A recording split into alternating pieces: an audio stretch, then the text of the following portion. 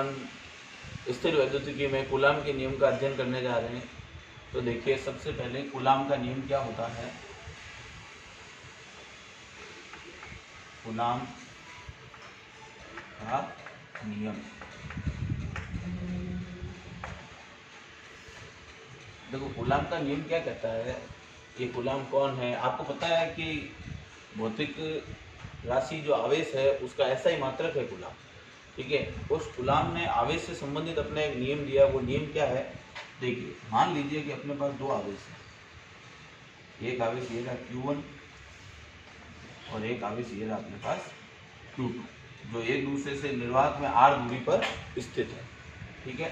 इन दो आवेशों के मध्य जो निर्वात में रखे हैं r दूरी पर, इनके मध्य एक प्रकार का बल लगेगा, चाहे वो आकर्षण का हो चाहे प्रतिकर्षण का हो। इसे हम एक वर्ड में कहेंगे कूलाम बल। क्या कहेंगे बेटा, कूलाम बल।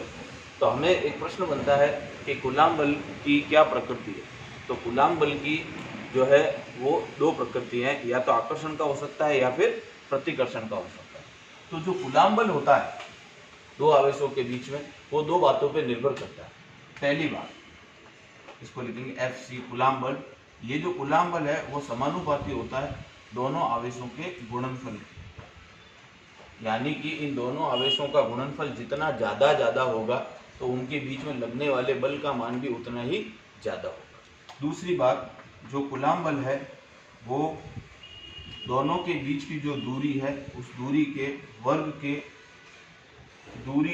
वर्ग के व्युत्क्रमानुपाती होता है। व्युत्क्रमानुपाती का मतलब क्या हुआ कि दूरी ज़्यादा होने पर बल कम होगा और दूरी कम होने पर बल अधिक होगा। अगर इन दोनों को अगर एक साथ लिखें अपन तो ऐसा लिख सकते हैं Q1 Q2 अपॉन r², इस तरह से लिख सकते हैं। अब एक चीज़ देखिए, जब भी समानुपाती का चिन्ह हटता है तो एक नियतांक आता है। क्या आता है बेटा, नियतांक। तो यहाँ नियतांक आता है K। बाद में जो पद है उनको यूं का यूं लिखें K Q1 Q2 upon r², ठीक है बेटा।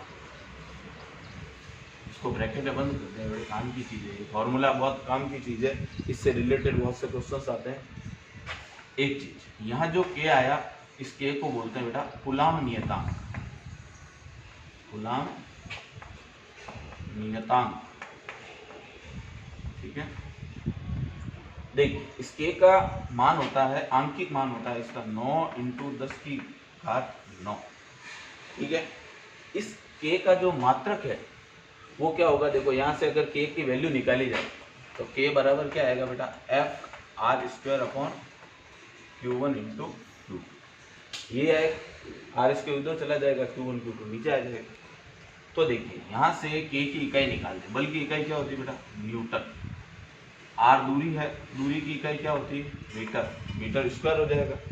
और आवेश की होती है बेटा कूलाम, तो कूलाम इंटू कूलाम, तो क्या हो जाएगा, कूलाम स्क्वायर हो जाएगा।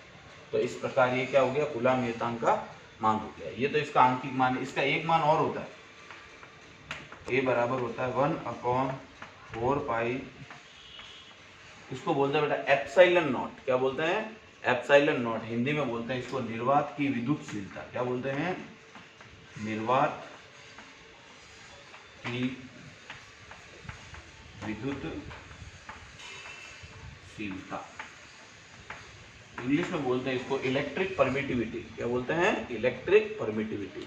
इसका भी मान होता है बेटा, इसका मान होता है 8.85 × 10⁻⁻12। और एप्सिलॉन नॉट जो है इसकी जो इकाई है वो यहाँ से निकल जाएगी। जैसे देखो 1/4 पाई तो कांस्टेंट है, तो K की जो यूनिट होगी वही 1/, यानी कि वही यूनिट उसकी उल्टी एप्सिलॉन नॉट की होगी। K के उल्टी जस्ट 1/, में आ रहा है, तो K की यूनिट आपने ये निकाली थी, तो यहाँ इसकी उल्टी यूनिट लिख दो, coulomb square upon newton into metre. Is that clear. तो ये बात है अपने आप कूलाम से नियम के संबंधित, ठीक है। देखिए बेटा, अभी अपने पास Fc का जो मान था वो ये था K Q1 Q2 upon r², ठीक है। इस K की जगह पर अपन ये वाला मान लिख सकते हैं।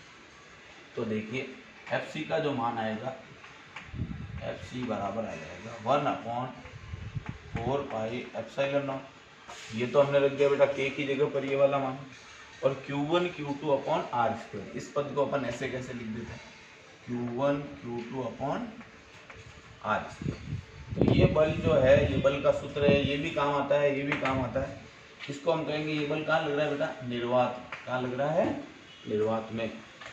देखिए अब यदि मैं कहूँ मेरे पास ये आवेश है, एक तो Q1 और एक है Q2, और इनके मध्य की जो दूरी है वो है R। यदि इनके बीच में मैं कोई माध्यम रख दूँ, जैसे मैंने कोई लकड़ी रख दी, कोई बुरादा भर दिया, ठीक है, कोई और धातु रख दी, कुछ भी माध्यम रख दिया, तो उस स्थिति में इन आवेशों के मध्य जो बल लगेगा उसका सूत्र इस प्रकार लिखा जाएगा, Fc माध्यम बराबर 1/4 pi epsilon Q1 Q2 upon R। ये कहाँ पर सूत्र है बेटा, ये माध्यम में, यहाँ लिख देते हैं माध्यम में बल,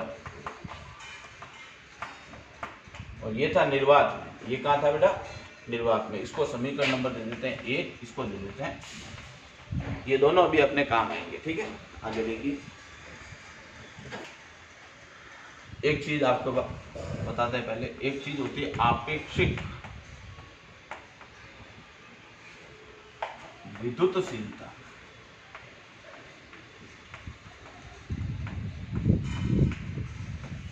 इसको परावैद्युतांक भी कहते हैं।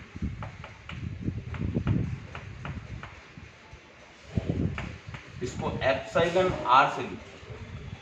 देखो यहाँ पर जैसे एप्सिलॉन निर्वात की विद्युतशीलता है, एप्सिलॉन जो है वो माध्यम की विद्युतशीलता है, एप्सिलॉन आर जो है वो उसको हम बोलते हैं आपेक्षिक विद्युतशीलता, परावैद्युतांक या फिर रिलेटिव परमिटिविटी। इसका एक सूत्र होता है बेटा, इसका सूत्र होता है एप्सिलॉन अपॉन एप्सिलॉन। यानी कि अगर परिभाषा देना चाहें तो हो गई माध्यम की विद्युतशीलता, और ये वाली क्या होगी, निर्वात की विद्युतशीलता, निर्वात की विद्युत। तो माध्यम की विद्युतशीलता है, निर्वात की जो विद्युतशीलता है उसी के अनुपात को हम परावैद्युतांक कहते हैं, ठीक है। ये मात्रकहीन राशि, क्योंकि इसका जो मात्रक होगा और इसका जो मात्रक होगा वो आपस में कट जाएगा।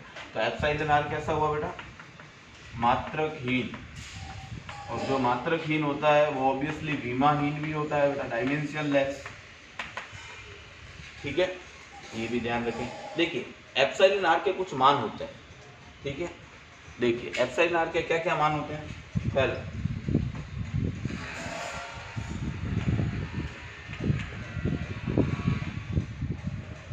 देखिए एप्सिलॉन आर के मान जो है निर्वात के लिए होता है, निर्वात के लिए इसका मान होता है 1,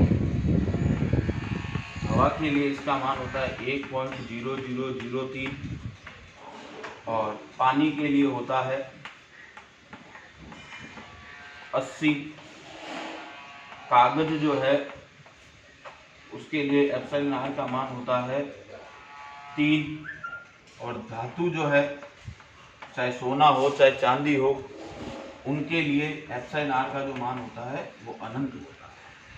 अपन जो है एप्सिलॉन आर की एक परिभाषा आपको बता, देखिए बोर्ड में एक क्वेश्चन आ रखा है, चांदी के लिए एप्सिलॉन आर का मान क्या होता है। तो चांदी एक धातु है, धातु के लिए एप्सिलॉन आर का मान कितना होता है बेटा, अनंत होता है, ठीक है। अब अपन एप्सिलॉन आर को एक तरीके से और परिभाषित करते हैं। देखिए मेरे पास समीकरण 1 है और समीकरण नंबर 2 है। मैं समीकरण 1 में समीकरण नंबर 2 का भाग दे देता हूँ, ठीक है। जब 1 में 2 का भाग दूंगा तो क्या होगा, एफ निर्वात में भाग लगेगा, एफ निर्वात में भाग लगेगा एफ माध्यम बराबर इस फंक्शन में भाग लगेगा इसका। तो जो कॉमन है उनको काट दो। देखो 1/4 पाई यहाँ पे भी है, यहाँ पर भी है, Q1 Q2 आर स्क्वायर यहाँ है, यहाँ पर भी है, ये कट जाएंगे। तो यहाँ क्या बचेगा, ऊपर वाले पद में बचेगा ये,